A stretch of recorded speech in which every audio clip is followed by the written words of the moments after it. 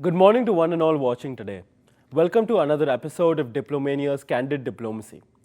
Today, I, Siddhant Ganguly from the Jindal School of International Affairs, have the esteemed privilege to interview faculty Professor Sreeradha Datta from JSIA.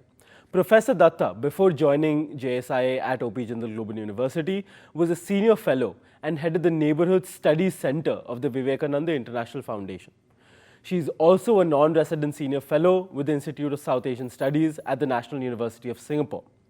Before that, she was a director of the Maulana Abul Kalam Azad Institute of Asian Studies at Calcutta for 6 years and held various fellowships with the Institute of Defence Studies and Analyses, among other institutes. She has a PhD from the Jawaharlal Nehru University, New Delhi, and an MPhil degree from Jadavpur University, Calcutta, where she also completed her graduation and post-graduation courses.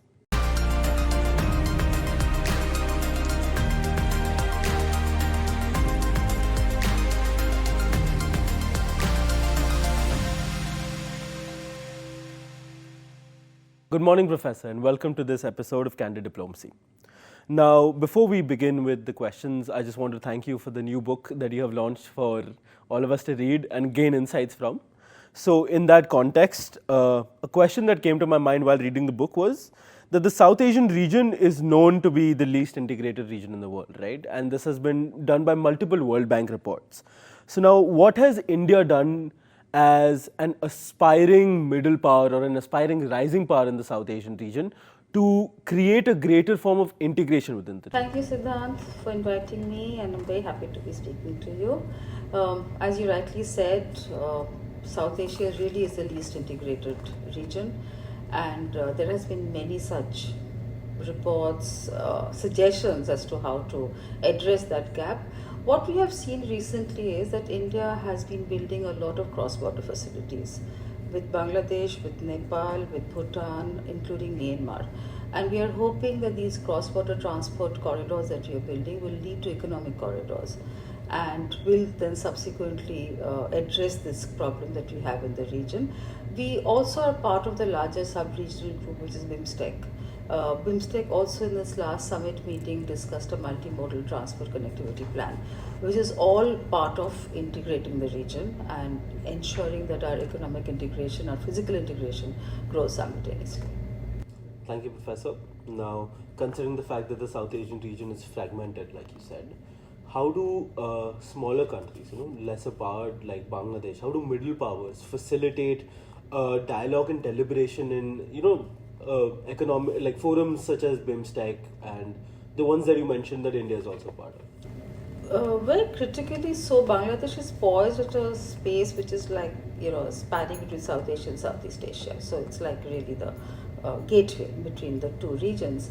And Bangladesh is working very closely with India and many of these cross-border facilities and other economic corridors that we are building. Also, if you recall, the whole idea of regional integration was first mooted by Bangladesh. So SAARC, which is now kind of defunct for whatever reasons, but the idea of a regional integration was actually their own idea. And also we now have a sub-regional initiative within SAARC, which was mandated right early years by the charter, which is called BBIN, which is Bangladesh, Bhutan, India, Nepal. We have signed a Motor Vehicle Act in 2015, and unfortunately, again for a variety of reasons, we've not been able to implement that.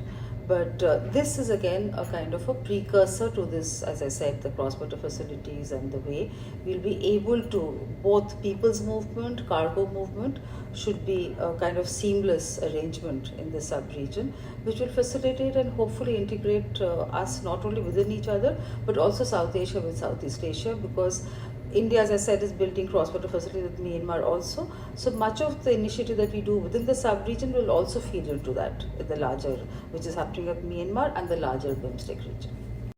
All right, lovely. That is great to know that smaller parts and smaller countries, especially those from the global south, have a certain amount of voice in deliberation and discussion and creation of forums. Now, recently, especially in academic circles post the pandemic, the Belt and Road Initiative has taken a great deal and has swept academic circles. And China is at the center of this, right? China is at the center of this economic integration and this hegemonic sort of, run-for-the-mill integration of the entire Asian continent, if not. So, how does the BRI play as a regional prosperity mechanism or a regional integration mechanism in South Asia? As you rightly pointed out, BRI is one of the larger cross-border facilities that South Asia is witnessing. So, I think it's a well-known fact that we have a problem with BRI because they have used areas which we don't think is legally Pakistan. So that's something, one of the core reasons why we've stepped out of it. But whether it's Nepal, whether it's Maldives, whether it's Sri Lanka, whether it's Bangladesh, BRI has had a certain thrust in South Asia. While what they've also done is not only the new transport facilities and other projects, which could be energy, which could be other things, have been brought under BRI, but many of the previous projects, including some ongoing, which are not necessarily transport facilities or other similar such projects, have been brought under the BRI rubric. But again, at the same time, I think despite as I said, we have a disagreement with China over this, so we are not part of that. But most of the countries in South Asian neighborhood have a very close engagement with China. So this would, and they all have very, very robust trade with China. This would also facilitate much of the engagement and the partnership. Bangladesh has a very close infrastructure development partnership with China, just as Myanmar, just as Sri Lanka, just as Maldives. And now they're making inroads in Nepal also.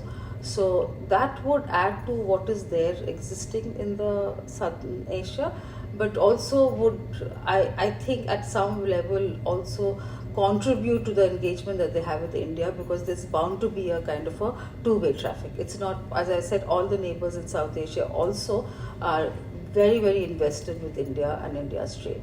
Each one of them, in fact, if not China, India is the largest trade partner for them. So it's going to be engagement which is interesting. Right. So it's aspiring to see that academia has a long way to go in terms of looking at what the BRI has to offer for South Asia. But coming back to the book that you recently edited and also wrote a chapter on, chapter 11, if I'm not wrong, which is on the Indo-Pacific. So in that effect, how can Bangladesh contribute to maritime security efforts in the Bay of Bengal region?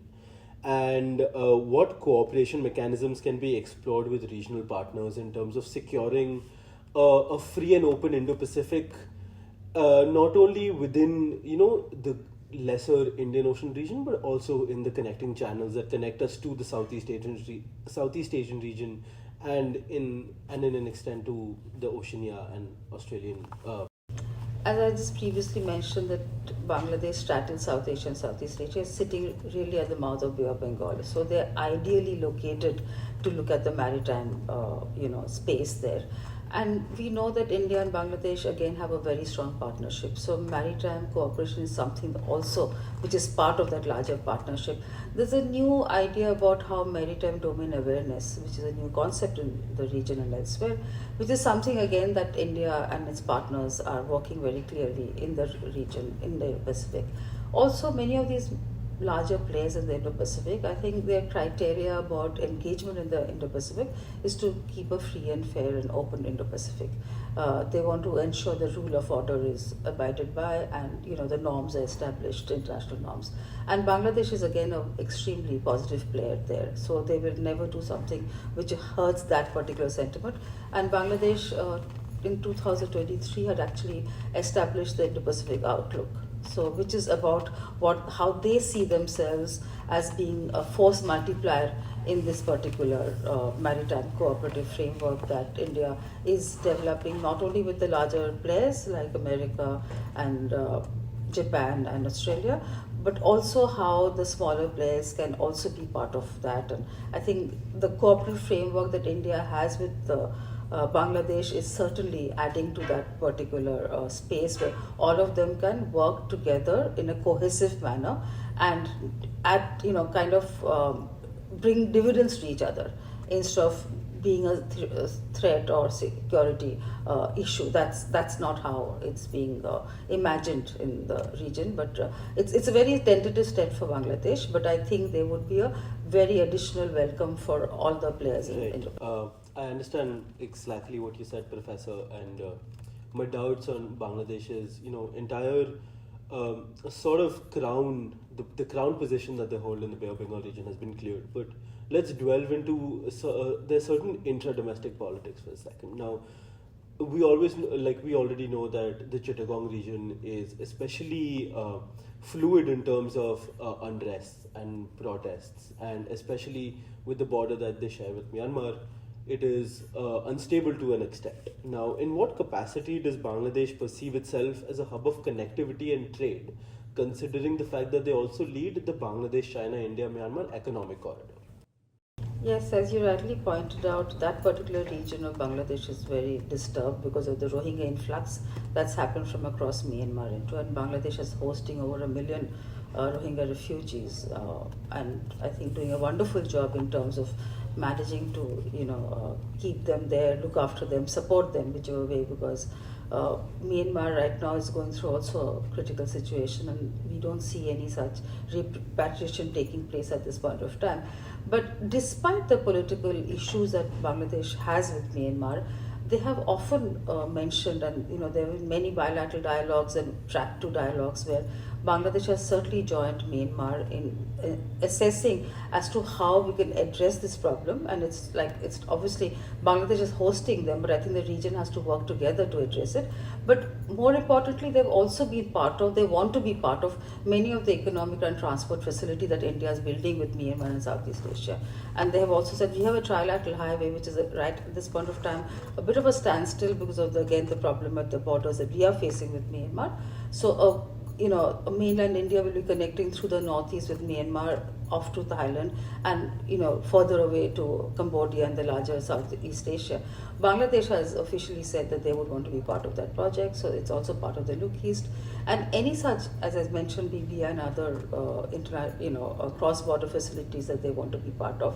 So there are political issues, not to deny that, but Bangladesh, I think, looks at the larger picture where we feel that they also want to support that comprehensive framework that you want to build in the region.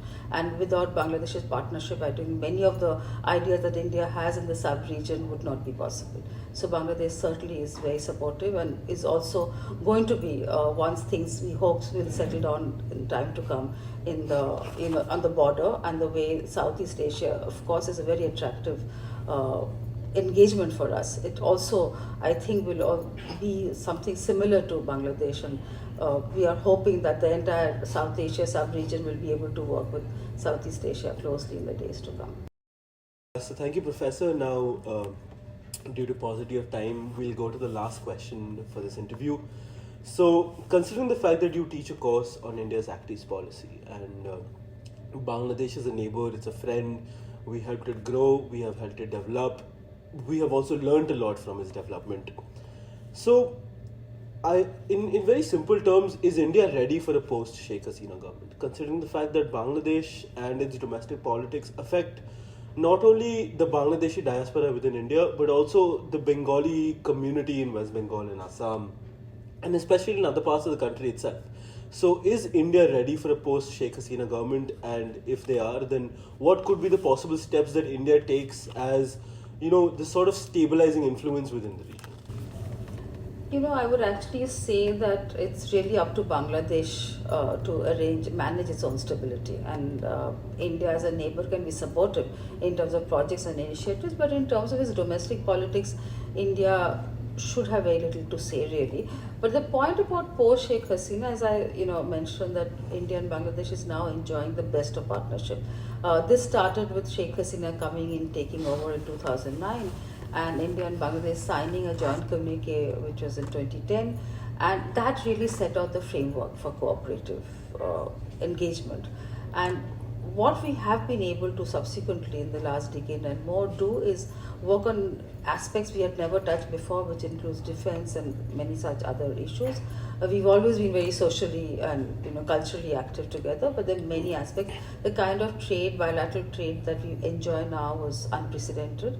So, and many such cross-border facilities. So I do believe that Bangladesh and India have an interdependent economy at this point of time. And that's something that no government will be able to take that away, because essentially everything that we are working together is meant to provide services to Bangladeshis or India. Like for instance, India provides the largest number of visas in the world to any country, that's Bangladesh. So whether it's on medical tourism, shopping tourism, or any such issues that they're coming here, which I'm sure they don't want to change that. Similarly, the fact that Bangladesh buys a lot of raw material from us, their ready-made garment, which is a very robust industry there, is actually because they buy a lot of raw materials from here, plus many other essential goods and also machinery tools. So that's a relationship that India doesn't want to let go also, I'm sure. And we are now looking at energy partnership. India-Bangladesh energy cooperation is going very well. We are now looking at a sub-regional energy partnership. So where Bangladesh, Nepal and India are going to build a grid, and we have plans with Bhutan who's going to join that grid. So there is many different areas that we are working on together. India is closely cooperating with Japan in an initiative in Bangladesh. We also know the Matarbari port that they're building off, the Bay of Bengal, close to Tripura, is also going to be very useful to us. So there's so many things that we are doing bilaterally and with other countries and regionally. I feel it would be difficult for both Delhi and Dhaka to do away with this, relationship. So, irrespective of whatever government comes to either Delhi or Dhaka, the two nations, the two neighbors are going to work closely. That's what I feel about India and Bangladesh. All right. So thank you so much, Professor, and thank you so much for the JSI faculty and the Diplomania board for giving me this opportunity. And with that remark, I would like to call this episode of Candid Diplomacy to a close. Thank you so much for attending.